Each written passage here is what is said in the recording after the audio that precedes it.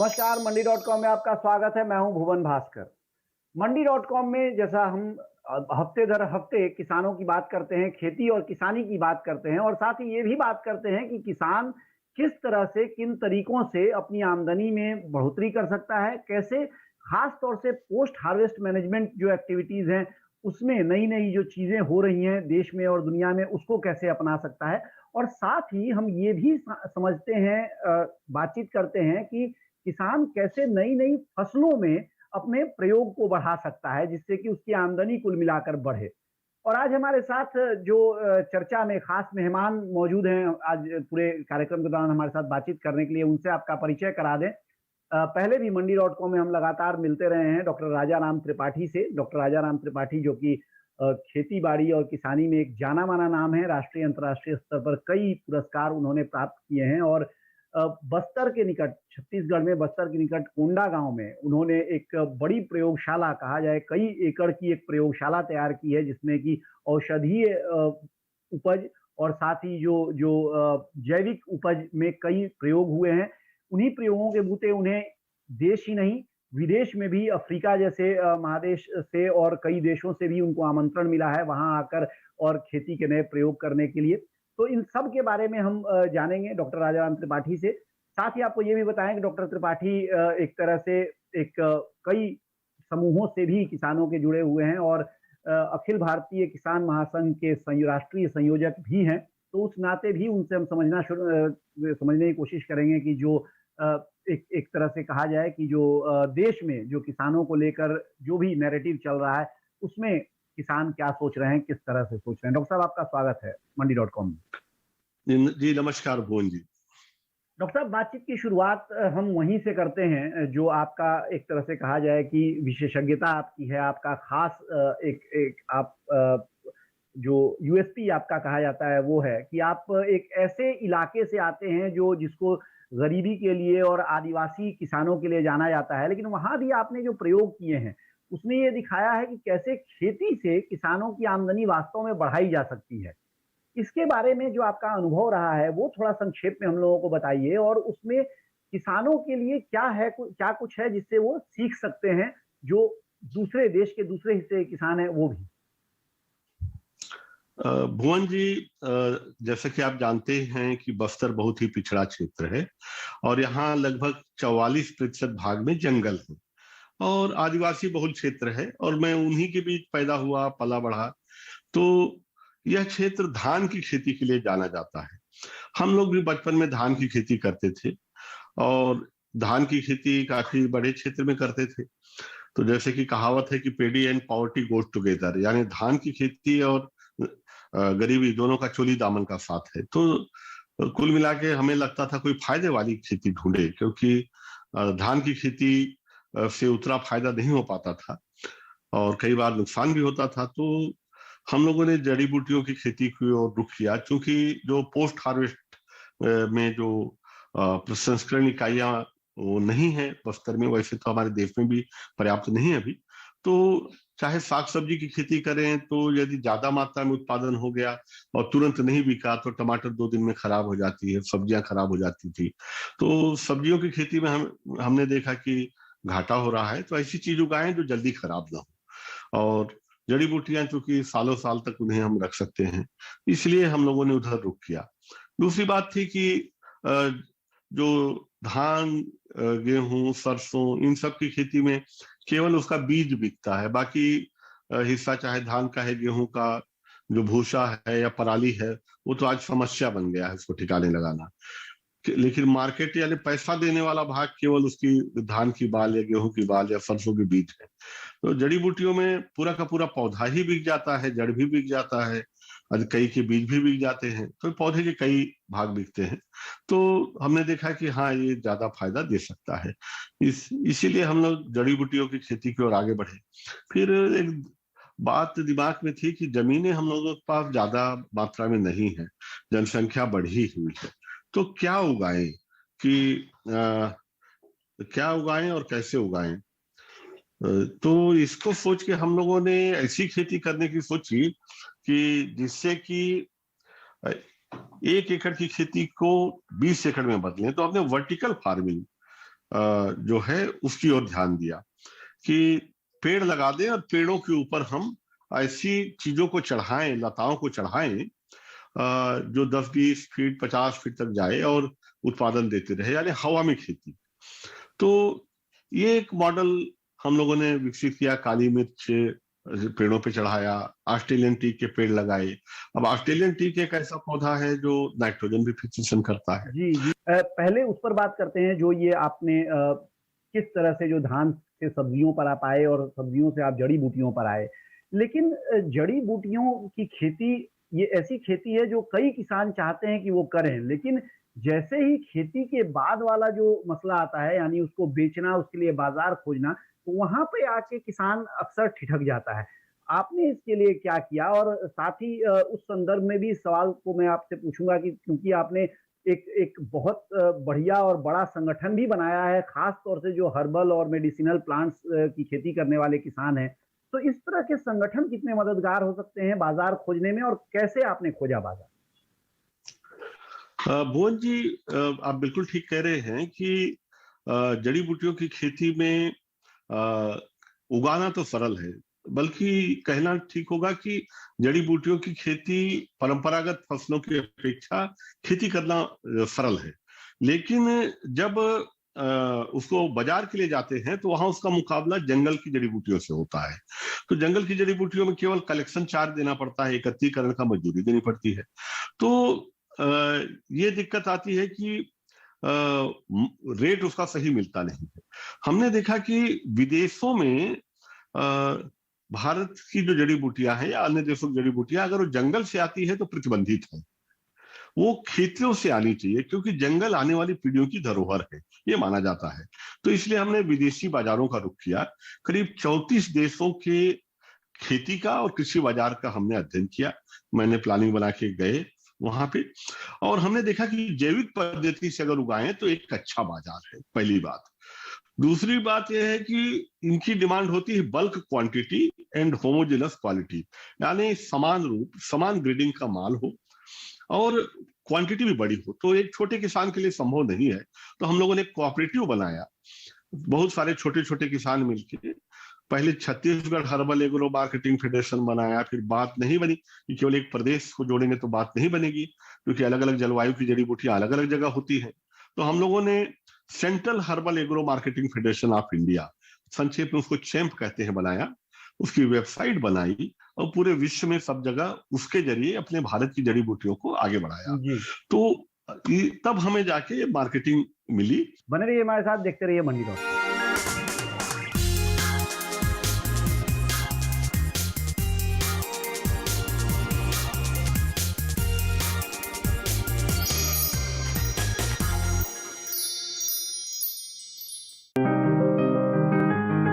बीमारियों से कैसे बचेगी फसल,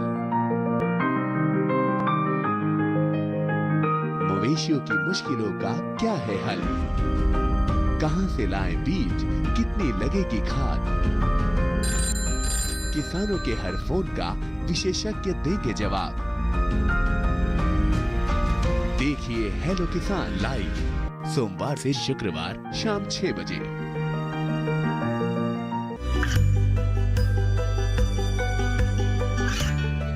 गांवों और पिछड़े क्षेत्रों में सरकारी योजनाओं की जानकारी पहुंचा। देश में कौशल और क्षमता विकास कर ग्रामीणों को सामाजिक बदलाव और विकास से जोड़ने की दूरदर्शन किसान की पहल चौपाल चर्चा देखें सोमवार से शुक्रवार सुबह 9 बजे।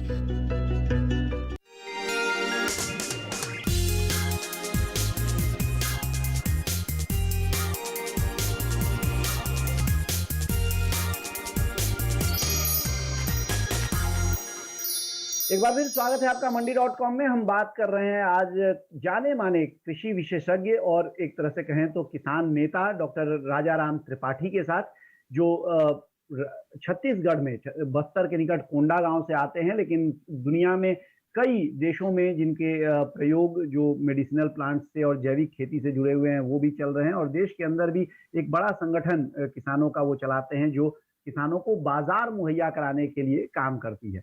डॉक्टर साहब, जो चर्चा हम कर रहे थे और जिसमें मैंने आपको बीच में ही रोक दिया था, फिर अब वहीं से इस बात की शुरुआत करते हैं। धान की खेती एक तरह से देखा जाए तो बहुत आसान खेती मानी जाती है। कहते हैं कि एक बार बुआई करने जाना होता है, एक बार कटाई करने जाना होता है। थोड़ी अतिशयोक्ति इसमें हो सकती है, लेकिन कुल मिलाकर ये है कि बहुत आसान खेती मानी जाती है। और देश के कई हिस्सों में तो हम देखते हैं कि पूरी तरह से किसान धान की खेती पर ही आश्रित हैं। वहाँ पे ज़रूर सरकार का लगातार प्रयास ये हो रहा है कि डाइवर्सिफ़िकेशन किया जाए, धान से निकल के किसान दूसरे जो फसलें हैं उसमें जाएँ, सब्जियों में जाएँ। लेकिन इन प्रयासों में क्या कुछ कमी रह रही है, या क्या ऐसा है जो किसान बार-बार समझाने और एक तरह से जो आप कह रहे थे कि पैडी इज़ फॉर पॉवर्टी, इसके बावजूद भी किसान उस धान की खेती से निकलने के लिए तैयार नहीं है? मोहन जी, आपने पहले ही जो बात उठाई थी कि उगाने के बाद विपणन यानी मार्केटिंग की समस्या किसानों को सबसे ज्यादा आती है। तो धान गेहूं जैसी परंपरागत फसलें चूंकि मंडियों में या आसपास में बिक जाती हैं, लेकिन वनौषधियों की खेती का जो बाजार है वो एक बड़ा ग्रे एरिया है। कोई सुगठित या ऑर्गेनाइज्ड मार्केट नहीं है वनौषधियों का, या नई फसलें जैसे हैं, जैसे सूरजमुखी लगा लें, सोयाबीन लगा लें। तो इस कारण से किसान परंपरागत फसलों के दायरे से बाहर नहीं निकल पा रहे हैं। लेकिन हमको उधर जाना ही होगा भुवन जी। ग्लोबल मार्केट जिस तरीके से बढ़ रहा है, दिखा दिया कि स्वास्थ्य और हमारी रोग प्रतिरोधक क्षमता से बढ़ के कुछ भी नहीं है। उसके लिए जैविक उत्पाद, उसके लिए जो हर्बल प्रोडक्ट्स हैं, नेचुरल इंग्रेडिएंट्स हैं, बोटेनिकल्स हैं, ये सारी चीजों की जो आवश्यकता बढ़ी और इनकी मान्यता और इनकी कीमत दोनों बढ़ी, तो उसके लिए भारत के लिए बहुत बड़ा अवसर मिला इसमें। इन बाजारों को विकसित करेंगे डॉक्टर साहब, आपका क्या फॉर्मूला है? अगर कहा जाए, जैसे एक तो बहुत आसान चीज है जो हम बार बार चर्चा में भी आजकल बहुत है कि एपीएमसी मंडियां हैं, जो कि स्थापित मंडियां हैं, और वहां पे किसान सीधा उठता है और चला जाता है, अपना धान गेहूं जो भी है बेच देता है। लेकिन उसके अलावा जो दूसरी इस तरह की फसलें हैं जहां की किसान को ज्यादा आमदनी के लिए जाना चाहिए, उनके लिए बाजार कैसे डेवलप होगा? और साथ ही इसमें एक और सवाल मैं जोड़ रहा हूं कि क्या इसमें केवल सरकार की ही भूमिका है, या कुछ प्राइवेट सेक्टर की किस तरह की भूमिका आप देख रहे हैं? देखिए, केवल सरकार की ओर मुंह देखने से काम नहीं बनने वाला है। सरकार के साथ ही जो प्राइवेट सेक्टर है उनको भी आगे आना है। दरअसल प्राइवेट सेक्टर खेती में निवेश करने से बहुत डरता है, क्योंकि खेती बड़ा जोखिम का कार्य है। तो भारत में अभी भी हम देखें कि बड़े जोखिम का कार्य है। तो पूंजी निवेश तो चाहिए खेती में, चाहे वो सिंचाई की बात हो, चाहे ग्रामीण स्तर पे प्रोसेसिंग यूनिट्स की बात हो। तो दरअसल हमारे देश में तहसील और ब्लॉक स्तर पर छोटी छोटी प्रसंस्करण इकाइयों की जरूरत है, छोटे छोटे गोदाम की आवश्यकता है, लॉजिस्टिक ट्रांसपोर्ट सपोर्ट की आवश्यकता है, पैकेजिंग वगैरह की ट्रेनिंग की आवश्यकता है। इससे जो हमारे देश के गांवों में जो बेरोजगार युवा है उनको रोजगार भी मिलेगा, और साथ ही साथ इसको ग्लोबल मार्केट से जोड़ने की जरूरत है। भुवन जी, मैं बार बार कहता हूं, विश्व में एक बहुत बड़ा बाजार है, बहुत बड़ा केक है, और भारत की तुलना में चीन इसका बड़ा हिस्सा ले जा रहा है, जबकि हमारे पास जो है क्षमताएं ज्यादा हैं। तो इसके लिए आवश्यकता है सरकार भी पहल करे, और किसान भी, सरकार, किसान और व्यवसायी और मैन्युफैक्चरर्स, एक्सपोर्टर, सब कोई मिलके, ये एक चेन है। चेन की हर कड़ी जब तक नहीं जुड़ेगी तब तक हम अंतर्राष्ट्रीय मार्केट में, ग्लोबल मार्केट में, वैश्विक बाजार में अपना जो शेयर है वो नहीं ले पाएंगे। उसी दिशा में जो हम लोगों ने एक संगठन चैंप बनाया, ये किसानों का संगठन है। इसका किसी जिंदाबाद मुर्दाबाद से कोई लेना देना नहीं, विशुद्ध रूप से मार्केटिंग का एक प्लेटफॉर्म है जहां पे हर एक को समान अवसर है। इसी के जरिए हम लोगों ने ग्लोबल मार्केट की खिड़की खोल पाए हम, और जिससे हमें थोड़ी बहुत समृद्धि मिली। वो रास्ता, वहां से रोशनी की किरण दिखती है, और यह मॉडल, बस्तर का मॉडल, बाकी जिलों के लिए, बाकी राज्यों के लिए भी एक अनुकरणीय उदाहरण बन सकता है। थोड़ा बहुत फेरबदल अलग अलग जिले में, अलग अलग जलवायु के अनुसार, फसलों के अनुसार होगी, और सरकार की मदद बेशक लेनी चाहिए। हमने CSIR की, केंद्र शासन की जो रिसर्च एजेंसी है, उनकी मदद से स्टीविया पे नई प्रजाति बनाई, आज वो पूरे भारत में जाएगी। जो स्टीविया में बड़ी समस्या थी कि इसमें कड़वाहट होती थी। तो ग्लोबल मार्केट में हमारी स्टीविया कहीं खड़ी नहीं होती थी। अब हम किसान मिला और सरकार मिली, हम दोनों ने मिलकर एक ऐसी स्टीविया बनाई जिसमें कड़वाहट नहीं है और पूरे विश्व को चाहिए। अब इस तरह की फसलें आगे जाएं और इस स्टीविया से गुड़ भी बने, शक्कर भी बने, तो एक बड़ा मार्केट है। बिल्कुल, बहुत बड़ा मार्केट है और सरकार और निजी क्षेत्र जब तक एक साथ मिलकर एक साथ नहीं आएंगे तब तक इसका तो स्थायी समाधान निकल पाना मुश्किल है। डॉक्टर राजाराम त्रिपाठी का ये कहना है और इसी बात को, इसी चर्चा को अभी हम और भी कुछ पहलुओं पर लेके जाएंगे, लेकिन फिलहाल वक्त है एक छोटे से ब्रेक का। ब्रेक से लौटने के बाद कुछ और मुद्दों पर हमारी चर्चा जारी रहेगी। बने रहिए हमारे साथ, देखते रहिए मंडी बात।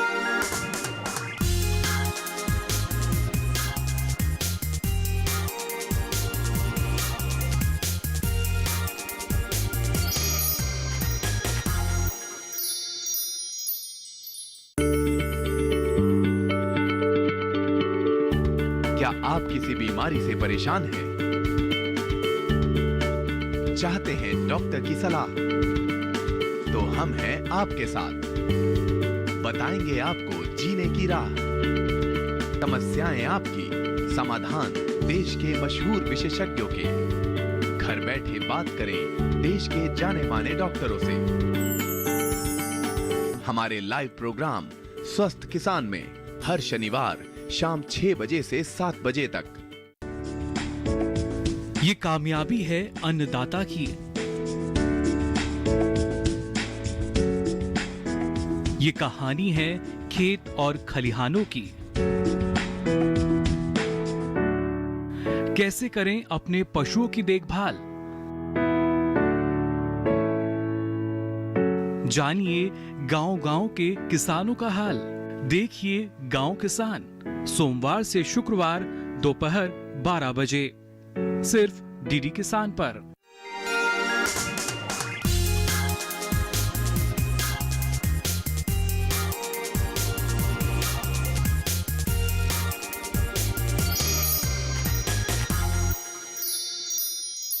एक बार फिर स्वागत है आपका मंडी.com में। हम बात कर रहे हैं आज डॉक्टर राजाराम त्रिपाठी से, जो जाने माने किसान नेता हैं और जाने माने किसान खुद भी हैं, जैविक और खास तौर से जो औषधीय पौधे, औषधीय खेती है उसके लिए।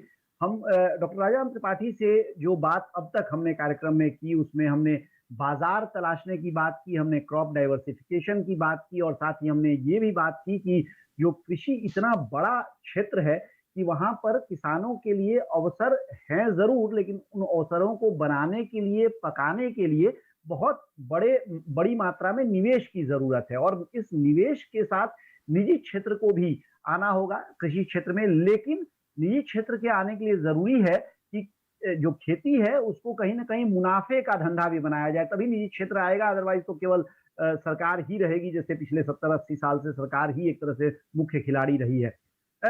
डॉक्टर त्रिपाठी, आपसे इसी संदर्भ में और आपने बड़ी अच्छी बातें कही कि कई छोटे छोटे वेयर हाउसेज की जरूरत होगी, छोटे छोटे प्रोसेसिंग प्लांट्स की जरूरत होगी।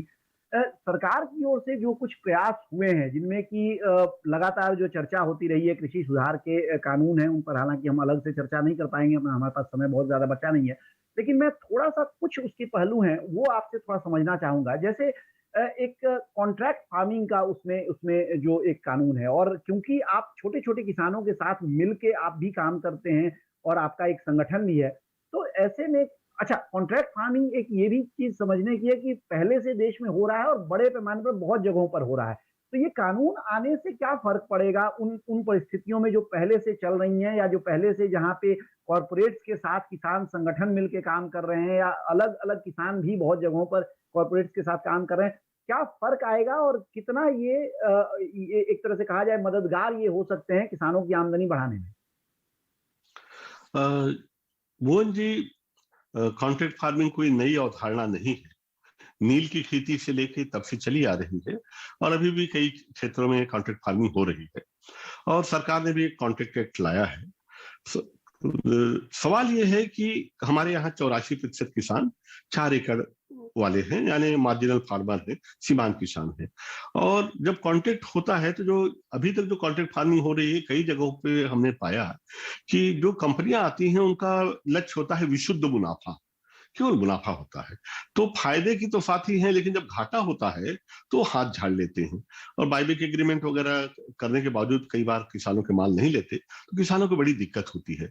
ऐसी स्थिति में सरकार को इस किसान के पक्ष में खड़ा होना चाहिए। कॉन्ट्रैक्ट एक्ट ऐसा हो जिसमें किसानों का एक्सप्लॉयटेशन न होने पाए, ये चीजें होनी चाहिए। और कुछ खामियां अभी जो कॉन्ट्रैक्ट एक्ट में हम लोगों को लगी, हम लोगों ने सरकार के सामने लाया कि ये दिक्कतें हैं, और ये इसके कारण से ऐसा हमें प्रतीत होता है कि कॉर्पोरेट जो है किसानों को शोषण करने की उसे जगह मिल जाएगी। क्यों तो ये कॉन्ट्रैक्ट फार्मिंग एक अच्छी चीज है और प्राइवेट प्लेयर भी आने चाहिए, लेकिन हमें ख्याल रखना होगा कि ये केवल मुनाफे के लिए आ रहे हैं। हमारे लिए एग्रीकल्चर है, कृषि जो है संस्कृति है, उनके लिए एग्रो बिजनेस है केवल। तो हमें उस संतुलन को देखना होगा कि हमारे देश का जो छोटा किसान है उसके पक्ष में सरकार खड़ी रहे, उसे मजबूत करे और नई फसलें आए, नए कानून बने। मेरा मानना है कि खेती में ट्रांसफॉर्मेशन के लिए नए कानून बनते हैं तो ठीक है, लेकिन वो किसानों के साथ मिल बैठ के अलग अलग क्षेत्रों के लिए अलग अलग। डॉक्टर साहब, आपने बिल्कुल सही बात कही है, और इनफैक्ट आपने खुद भी ये कहा कि कॉन्ट्रैक्ट फार्मिंग तो देश में हो ही रहा है, कोई नई चीज नहीं है। तो ऐसे में ये एक अच्छी चीज है कि कम से कम एक कानून के दायरे में उसको लाया गया है, तो उसमें फिर धीरे धीरे सुधार की गुंजाइश हमेशा रहती है। और आपने खुद कहा है कि सरकार से आप लोगों की बात चल ही रही है, तो वहां पे शायद जो सुधार की गुंजाइश है वो होगा भी। लेकिन एक आखिर में आपसे एक छोटा सा और सवाल डॉक्टर साहब मैं कर रहा हूँ, क्योंकि अब समय हमारा लगभग पूरा हो गया है। क्योंकि अक्सर हम ये बात करते हैं, और अभी भी आपने भी कहा था कि देश में जो 86% किसान हैं वो या तो छोटे किसान हैं या सीमांत किसान हैं। और चाहे वो बाजार की बात हो, चाहे वो जैसे कॉन्ट्रैक्ट फार्मिंग की हम बात कर रहे हैं उसकी बात हो, चाहे तकनीक के इस्तेमाल की बात हो खेती में, या फिर निवेश लाने की बात हो, सब में हमने देखा है कि संगठन बड़ा काम का होता है, और ये आपका अपना भी अनुभव है। सरकार ने भी इन्हीं चीजों को समझते हुए शायद एफपीओ पर बहुत ज्यादा जोर दिया है, और एक तरह से पिछले अगले 5 साल में जो 10,000 एफपीओ बनाने का जो लक्ष्य रखा है सरकार ने, वो 1 साल तो उसका भी अभी पूरा भी हो गया, और उस पर काम चल रहा है बहुत तेज गति से। तो इसको आप कैसे, आपको लगता है कि ज्यादा से ज्यादा जो एफपीओ मॉडल है उसका ज्यादा से ज्यादा लाभ कैसे उठाया जा सकता है खेती को ज्यादा मुनाफे का एक कारोबार बनाने में, जहां की किसान केवल खेती न करे, वो बाजार पर भी उसका नियंत्रण हो, और जो उसको कीमतें मिल रही हैं उसमें भी उसकी अपनी कुछ दखल हो। एफपीओ जो है एक अच्छा मॉडल है, मेरा मानना है, क्योंकि उसमें जो लाभ है उसका लाभ का भागीदार किसान भी है, और होना भी चाहिए। तो एक विन विन सिचुएशन होनी चाहिए, और एफपीओस में जो वास्तविक किसान हैं वो भी शामिल रहने चाहिए। मेरा अवधारणा है कि एफपीओ बहुत अच्छी अवधारणा है भारत जैसे देश के लिए, और जहां क्लस्टर के द्वारा छोटे छोटे समूह बना के हम अलग अलग फसलों की खेती, प्रसंस्करण, ब्रांडिंग, पैकेजिंग पे काम कर सकते हैं। एफपीओ एक अच्छी अवधारणा है, लेकिन हमें ख्याल रखना होगा कि कहीं एफपीओ ये रूप बदल के जो एजेंट या दलाल या आढ़तिये वाले रूप पे ही एफपीओ का गठन ना हो, क्योंकि कई जगह इस तरह शिकायत आ रही है। तो एफपीओ को मतलब रेगुलराइज करना जरूरी है, एफपीओ को भी, जिससे कि आगे चल के दिक्कतें ना आए। शुरुआत में अगर इसे हम ठीक कर लेंगे तो आगे दिक्कतें नहीं आएंगी। जैसे एनजीओस को हम लोग रोक नहीं पाए, और एनजीओस को लेके जो हम लोगों का था कि आने वाले 30 सालों में इस देश का ट्रांसफॉर्मेशन कर पाएंगी, वैसे ही एफपीओस को मेरा मानना है शुरुआत में ही हमको रेगुलराइज करने तो ज्यादा फायदा मिलेगा हमें। जी, जिस गति से एफपीओ पर काम शुरू हुआ है, डॉक्टर त्रिपाठी का ये कहना है कि एक रेगुलेशन उस पर रखना जरूरी है। और मुझे लगता है क्योंकि मंडी.com में भी हमने मुझे लगता है पिछले 5-6 सालों में 50 से ज्यादा एफपीओ से हम जाके मिले भी हैं, और उनको जमीन पर हमने देखा है वो कैसे काम कर रहे हैं। तो एक तरह से ये जो आशंका है बहुत हद तक तो उस पर नियंत्रण डॉक्टर साहब हुआ है, क्योंकि जो कोऑपरेटिव में ये दिक्कत बहुत ज्यादा हुई थी, आप बेहतर जानते होंगे। एफपीओज में ऐसा अभी तक, जैसे हम लोगों ने जितने देश के अलग अलग हिस्सों में बहुत सारे एफपीओज को देखा है, उनकी कहानियां की हैं, तो वहां पे जो जेन्युइनिटी है किसानों की, उस लिहाज से वो बहुत ज्यादा प्रामाणिक है एफपीओ। लेकिन हाँ, निश्चित तौर पे आप कह रहे हैं कि इस तरह के उदाहरण भी कहीं आ रहे होंगे, और ऐसा अगर आ रहा है तो उस पर काम होना चाहिए। बहुत बहुत शुक्रिया आपका हमारे साथ आज कार्यक्रम में शामिल होने के लिए, और ये तमाम बातें हमारे दर्शकों से साझा करने। आपकी राय हमारे लिए बहुत महत्वपूर्ण है। आप हमारे टोल फ्री नंबर पर कॉल कर सकते हैं और अपनी राय दे सकते हैं। साथ ही आप ईमेल के जरिए भी हमें अपनी राय दे सकते हैं। हमारा ईमेल पता है ncdexmandi@gmail.com।